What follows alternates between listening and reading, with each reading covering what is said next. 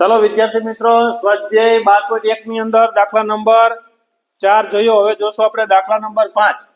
તો પાંચમો દાખલો મિત્રો પૃષ્ઠફળ અને ઘનફળની અંદર એક સમઘન લાકડાના ટુકડાના કોઈ એક પૃષ્ઠ તરફથી એક અર્ધગોલક અંદરથી કાપી લેવામાં આવે છે।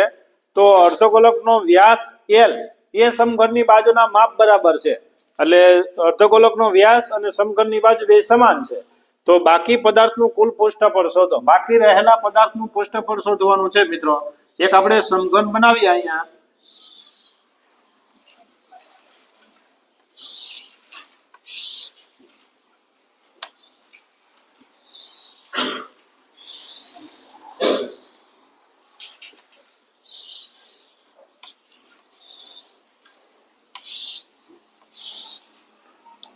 આવો એક સમઘન છે મિત્રો।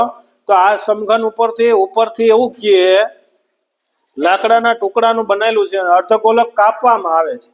એટલે અહીંથી અર્ધગોલક એટલે શંકુની વક્ર સપાટીનું ક્ષેત્રફળ, અને અહીંથી કાપી લેવામાં આવે છે।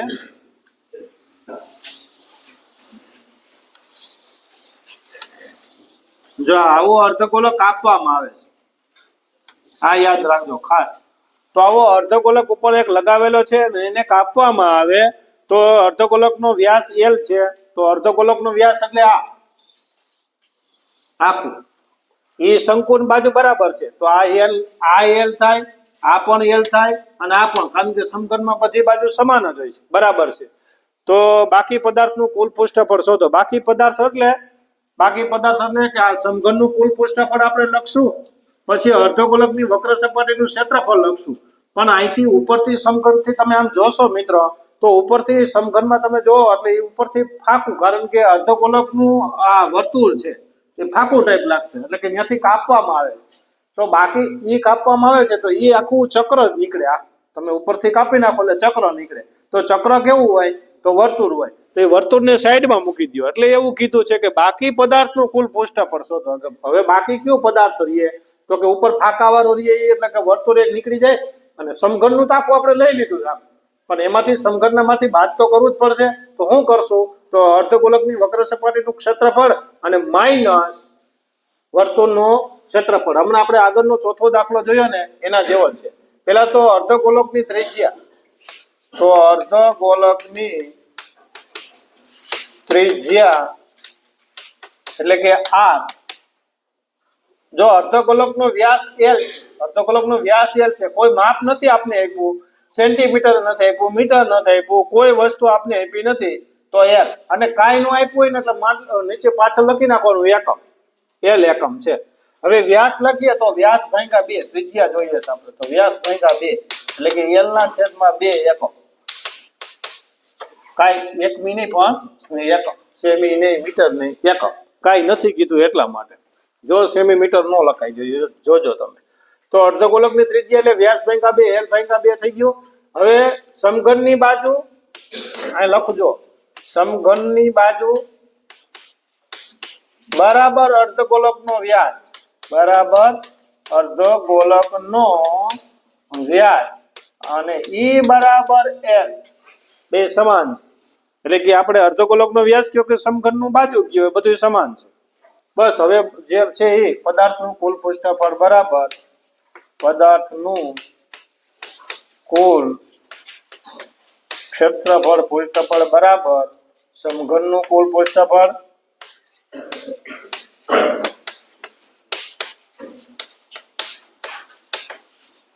અને પ્લસ અર્ધગોલકની વક્ર સપાટીનું ક્ષેત્રફળ અને માઇનસ વર્તુળનું ક્ષેત્રફળ, અર્ધગોલક વર્તુળનું ક્ષેત્રફળ। તો સમઘનનું કુલ પૃષ્ઠફળ એટલે 6 બાજુનો વર્ગ, એટલે કે 6a, પણ અહીંયા બાજુ તરીકે આપણે L છે એટલે આપણે L જ મૂકી દઈએ, એને આપણે નહીં લખીએ, કારણ કે બાજુ તરીકે આપણે L લીધી છે, L લ્યો તો આપણે L મૂકશું। અને અર્ધગોલક એટલે 2πr નો વર્ગ, અર્ધગોલકની વક્ર સપાટીનું ક્ષેત્રફળ 2πr નો વર્ગ અને માઇનસ πr નો વર્ગ બાદ કરી નાખો, એમાં વર્તુળનું ક્ષેત્રફળ એટલે πr નો સ્ક્વેર। ચલો હવે તો કે 6L નો વર્ગ એમનો પ્લસ 2πr ના સ્ક્વેર માંથી πr નો સ્ક્વેર વધશે। આ 2 પાઈ r ના સ્ક્વેર માંથી 1 પાઈ r નો સ્ક્વેર જાય તો 1 પાઈ r નો સ્ક્વેર વધે, એક આગળ લખવાની જરૂર નથી. હવે r એટલે ત્રિજ્યા જે આપણે અહીં મેળવી છે l/2 લખશું. ચાલો આમાં મૂકો 6 l નો વર્ગ, બાજુ આપણે આપી જ નથી, પાઈ ની જગ્યાએ એમનો પાઈ રહેવા દો. અને r એટલે l ના છેદમાં 2, l ના છેદમાં 2, અને કે વ્યાસ ભાગ્યા 2, વ્યાસ ભાગ્યા 2. ચાલો મિત્રો અહીંયા તો કે 6 l નો વર્ગ વત્તા અહીંયા આવશે પાઈ l નો વર્ગ, કારણ કે પાઈ l ગુણ્યા l એટલે l નો વર્ગ, અને છેદની અંદર 2 2 4, પણ આખાના છેદમાં નથી હો, જોજો સારી માત્ર ને માત્ર આના છેદમાં છે. તો અહીંયા કાંઈ ન હોય તો 1 કરી નાખો. હવે કરો ચોકડી ગુણાકાર. તો અહીંયા 6 ચોક 24.